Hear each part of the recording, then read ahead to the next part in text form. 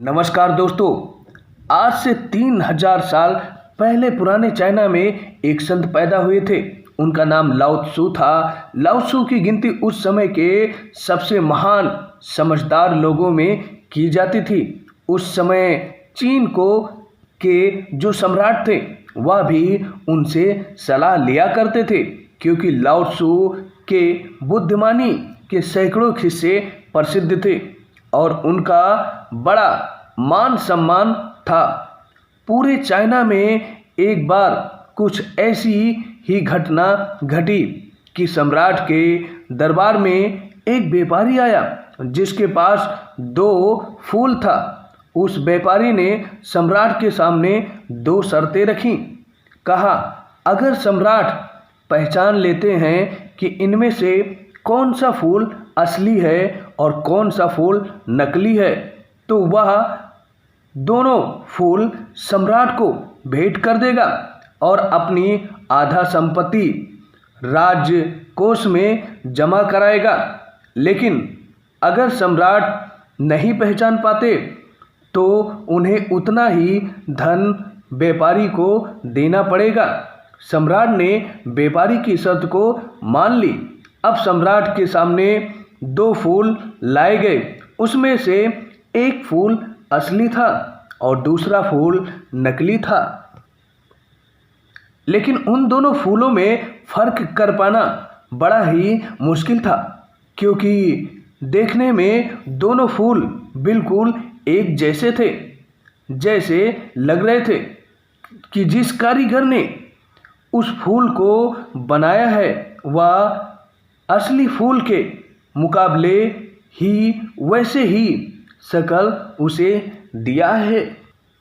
क्योंकि दोनों फूल एक जैसे ही दिख रहे थे, उसमें फर्क निकाल पाना बड़ा ही मुश्किल था। अब सम्राट उलझन में पड़ गए। जैसे ही सम्राट संकट में पड़े, उन्हें याद आया लाओ त्सु की, तो उन्होंने अपने सैनिकों को लाओ त्सु को संदेश भेजने के लिए कहा कि लाओ त्सु को राजमहल में लाया जाए।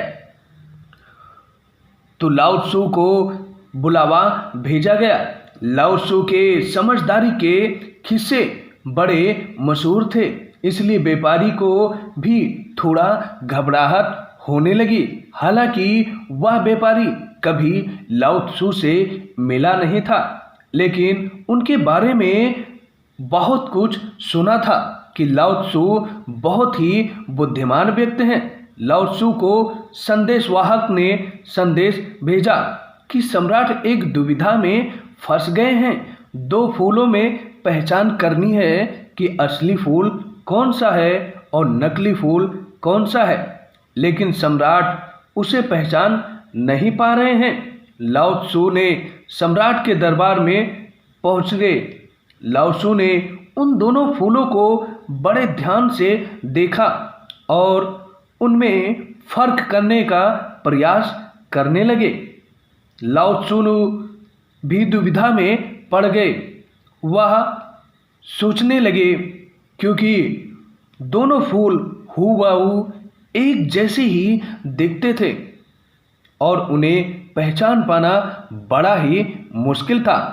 लेकिन लाओ त्सु बहुत ही बुद्धिमान व्यक्ति थे। उन्होंने व्यापारी से कुछ समय मांगा कि मुझे कुछ समय दिया जाए, क्योंकि लाओ त्सु भी दोनों फूल को एक जैसा देखकर अचंभित हुए कि इनमें से कौन सा फूल असली है और कौन सा नकली। फिर उन्हें समय दिया गया। वो वहाँ घूमते हुए दीवार में लगी खिड़की के पास जाते हैं और उस खिड़की को वो खोलकर वापस आ जाते हैं अपने स्थान पर। कुछ देर बाद वहाँ पर उस खिड़की के माध्यम से एक मधुमक्खी आती है और वह वहाँ उस फूल के पास घूमकर एक फूल पर जाकर बैठ जाती है। फिर लाओ त्सु उसे देखकर मुस्कुराते हैं। तभी सम्राट समझ जाते हैं कि लाओ त्सु ने दुविधा का हल ढूंढ लिया है। तभी लाओ त्सु कहते हैं कि जो फूल आपके दाहिने हाथ की तरफ है वह फूल असली है और जो फूल बाईं हाथ की तरफ है वह फूल नकली है। यह सुनकर व्यापारी भी अचंभित हो गया, क्योंकि वह स्वयं भूल जाता था कि इसमें से कौन सा फूल असली है और कौन सा नकली है। फिर उस व्यापारी ने लाओ त्सु से पूछा कि आपने कैसे इसे पहचान लिया कि कौन सा फूल असली है और कौन सा फूल नकली है। तभी लाओ त्सु ने कहा कि मनुष्य की आंखें को धोखा दिया जा सकता है, लेकिन प्रकृति ताओ को धोखा नहीं दिया जा सकता है। लाओ त्सु प्रकृति को दाओ कहते थे। उन्होंने कहा कि फूल को देखकर इंसान की आंखें भले ही धोखा खा जाए, पर एक मधुमक्खी को कभी धोखा नहीं दिया जा सकता, क्योंकि मधुमक्खी हमेशा असली फूल पर ही आकर बैठेगी। दोस्तों, तो हम यह बात सुनकर सम्राट बहुत ही प्रसन्न हुए और व्यापारी को हार मानना पड़ा। वह अपना आधा धन राजकोष में जमा करा दिया। दोस्तों, तो यह थी एक छोटी सी कहानी एक बुद्धिमान व्यक्ति के बुद्धिमत्ता के बारे में। दोस्तों, इस कहानी से हम समझ सकते हैं या सीख मिलती है कि अगर हम ध्यान दें तो हमारे आसपास कितनी भी बड़ी समस्याएं क्यों ना हो, पर उसका हल जरूर रहता है उसके पास ही।